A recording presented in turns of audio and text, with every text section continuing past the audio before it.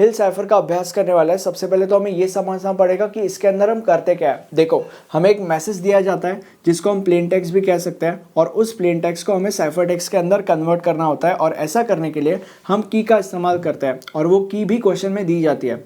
अब जो हिल साइफर का सबसे ज़्यादा इंपॉर्टेंट फॉर्मूला है वो ये है, हमें बस इसी फॉर्मूले को फॉलो करना होता है और हमारा आंसर खुद ब खुद आ जाएगा।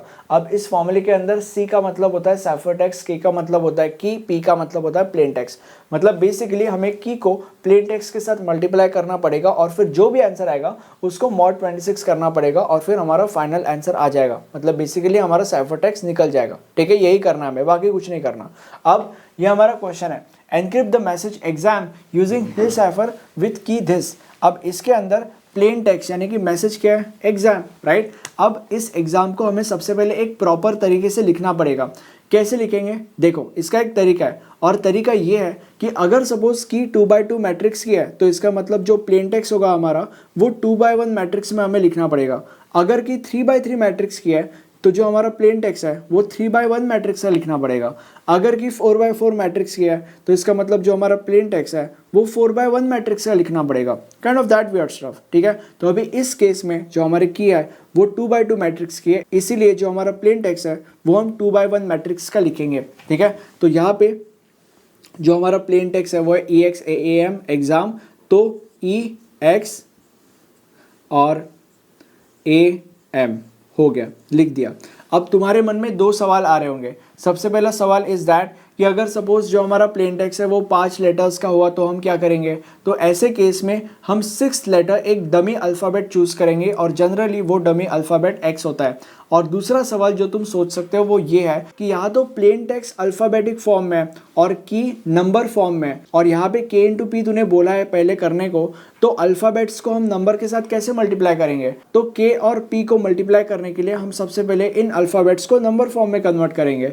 तो अभी नंबर फॉर्म में इन्हें कैसे कन्वर्ट करेंगे? देखो, E जो है वो 4 को रिप्रेजेंट करता है, X जो है वो 23 को रिप्रेजेंट करता है, देन उसके बाद A जो है वो 0 को रिप्रेजेंट करता है, और जो M है वो 12 को रिप्रेजेंट करता है। हो गया नंबर फॉर्म में कन्वर्ट, राइट। तो बेसिकली अब हमें हमारा P मिल चुका है। अब हम K को यहाँ पे लिखते हैं। अब जो K है वो डायरेक्टली नंबर फॉर्म में ही दे दिया गया है क्वेश्चन में, तो ये एक अच्छी बात है। 9, 5, 4 और 7, इसीलिए हम उसे वैसे का वैसा लिख देंगे।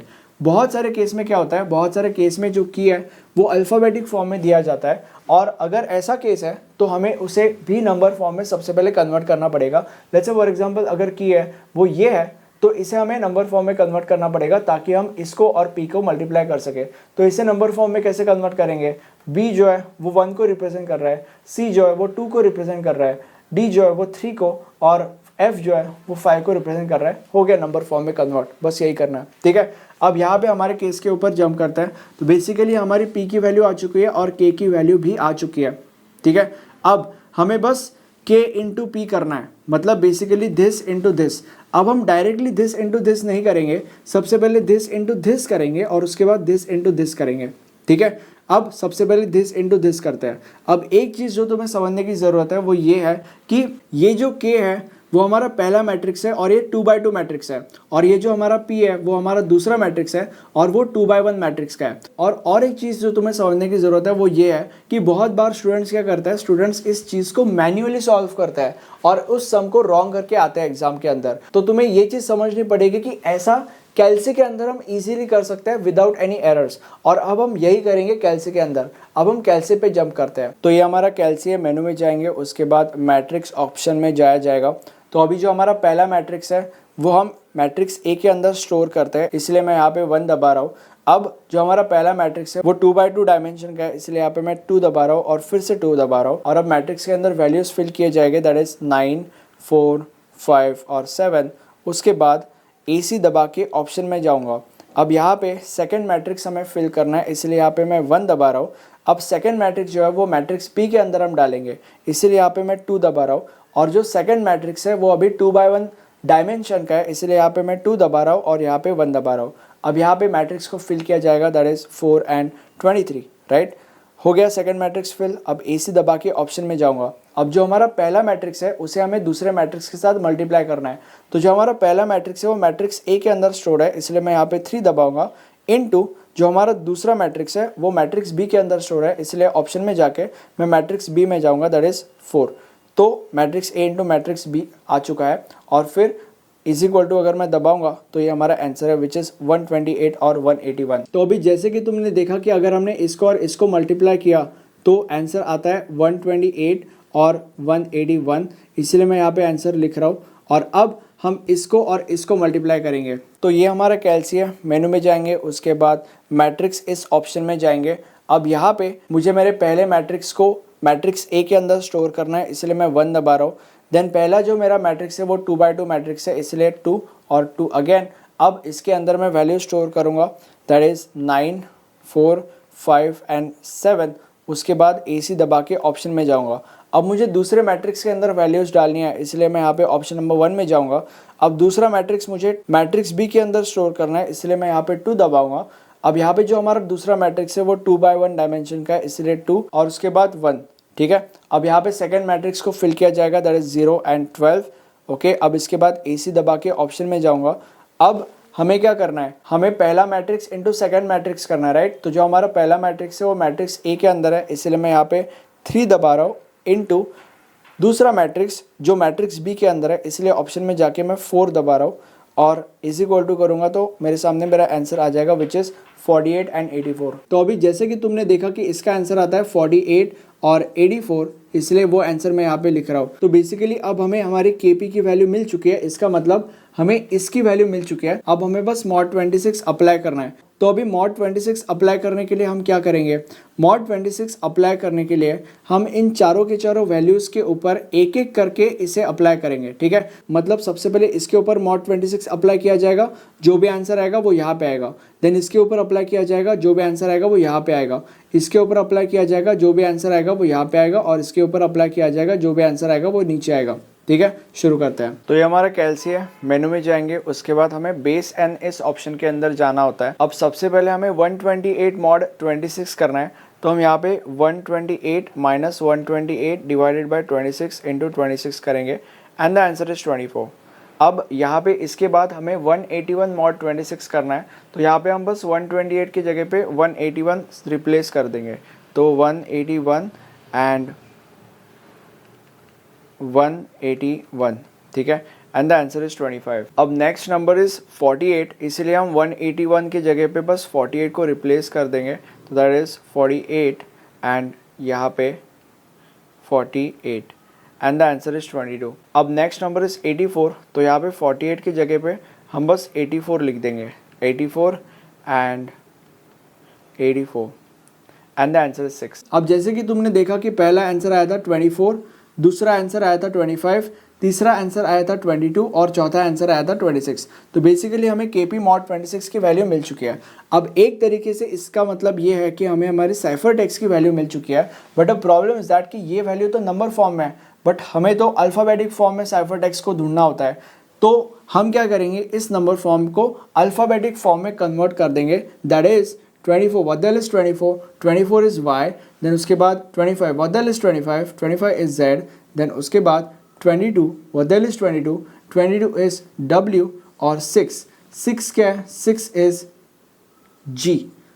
और ये हमारी वैल्यूज़ कंप्लीट है। और जो हमारा साइफर टेक्स्ट होगा वो ये होगा, देखो EXAM हमने ऐसे किया था कॉलम वाइज, राइट। तो इसको भी हम ऐसे लिखेंगे YZWG, ओके। तो YZWG और ये हमारा साइफर टेक्स्ट है। अब हमारे अगले प्रॉब्लम के ऊपर जंप करते हैं विच इज़ दिस।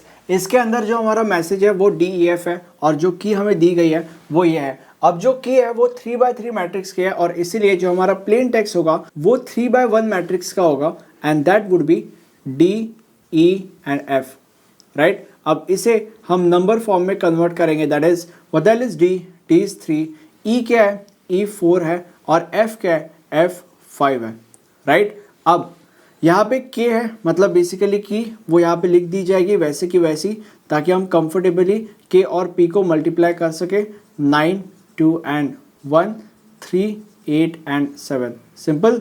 अब यहाँ पे KP मतलब बेसिकली इन दोनों को मल्टीप्लाई किया जाएगा ऐसा करने के लिए हम कैल्सी यूज़ करेंगे। तो अभी ये हमारा कैल्सी है, मेनू में जाएंगे, उसके बाद यहाँ पे मैट्रिक्स ऑप्शन में जाया जाएगा। अब यहाँ पे जो हमारा पहला मैट्रिक्स है वो ऑफकोर्स के होगा, दैट इज 3/3 मैट्रिक्स, और इसे हमें मैट्रिक्स ए के अंदर स्टोर करना है और इसलिए मैं 1 प्रेस कर रहा हूँ। तो अभी 3/3 है तो इसलिए यहाँ पे मैं 3 दबाऊंगा और उसके बाद अगेन 3 दबाऊंगा और सारी की सारी वैल्यूज में डाल दूंगा, that is 2 4 5 9 2 1 and 3 8 and 7। Okay, अब AC दबा के ऑप्शन में जाएंगे। अब दूसरे मैट्रिक्स के अंदर हमें वैल्यू डालनी है, इसलिए मैं 1 दबा रहा हूँ और उसके बाद मैट्रिक्स B के अंदर हम दूसरे मैट्रिक्स की वैल्यू डालेंगे, इसलिए मैं 2 दबा रहा हूँ। एंड यहाँ पे जो मैट्रिक्स 2 है वो 3/1 का है, इसलिए यहाँ पे मैं 3 दबा रहा हूँ और उसके बाद 1, राइट। अब हम वैल्यू डालेंगे, दैट इज 3 4 एंड 5 एंड उसके बाद AC दबा के ऑप्शन। अब यहाँ पे जो हमारा पहला मैट्रिक्स है वो मैट्रिक्स A के अंदर है और इसलिए यहाँ पे मैं 3 दबा रहा हूँ और वो मैट्रिक्स इनटू सेकंड मैट्रिक्स हमें करना है, इसीलिए मल्टीप्लाई है। और जो सेकंड मैट्रिक्स है वो मैट्रिक्स B के अंदर है, इसलिए यहाँ पे मैं 4 दबा रहा हूँ और अगर मैं इज इक्वल टू दबाऊंगा तो मुझे मेरे आंसर्स मिल जाएंगे, दैट इज 47 40 एंड 76। अब जैसे कि तुमने देखा कि हमारा आंसर आता है 47 40 एंड 76, इसलिए यहाँ पे मैंने वो लिख दिया है। अब यहाँ पे KP जो है उसकी वैल्यू हमें मिल चुकी है, अब हमें बस mod 26 करना है।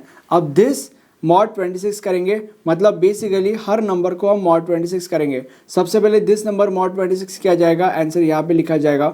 उसके बाद दिस नंबर mod 26 किया जाएगा, आंसर यहाँ पे लिखा जाएगा। एंड उसके बाद दिस नंबर mod 26 किया जाएगा, आंसर यहाँ पे लिखा जाएगा। तो ये हमारा कैल्सी है, मेनू में जाएंगे, उसके बाद हमें ना ये बेस एन ऑप्शन में जाना है। अब यहाँ पे क्योंकि हमें सबसे पहले 47 का mod 26 निकालना है तो यहाँ पे हम लिखेंगे 47 - 47 divided by 26 into 26 and the answer is 21। अब उसके बाद हमें 40 mod 26 निकालना है तो यहाँ पे हम बस 47 की जगह पे 40 लिख देंगे, ठीक है।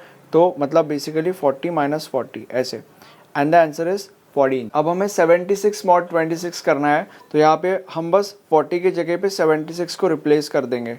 सो 76 and 76 and the answer is 24। अब जैसे कि तुमने देखा कि आंसर आता है 21 14 और 24, इसलिए यहाँ पे हमने ये लिख दिया है। और अब एक तरीके से हमें हमारा साइफर टेक्स्ट मिल चुका है, बट ये साइफर टेक्स्ट नंबर फॉर्म में, इसे हमें अल्फ़ाबेट फॉर्म में कन्वर्ट करना पड़ेगा, that is 21 what the hell is 21 V, then उसके बाद 14 क्या है, 14 है O, एंड उसके बाद 24 क्या है, 24 Y है, right.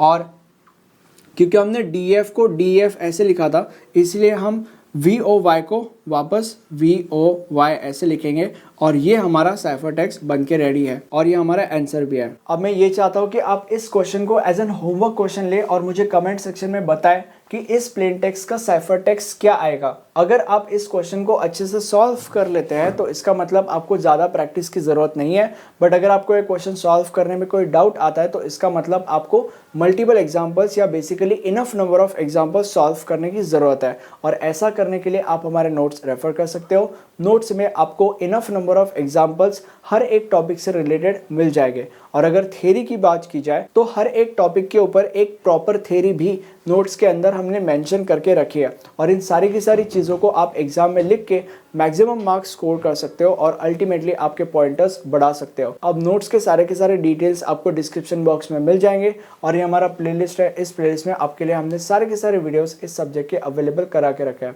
Thank you so much for watching this video. Have a nice day, bye bye.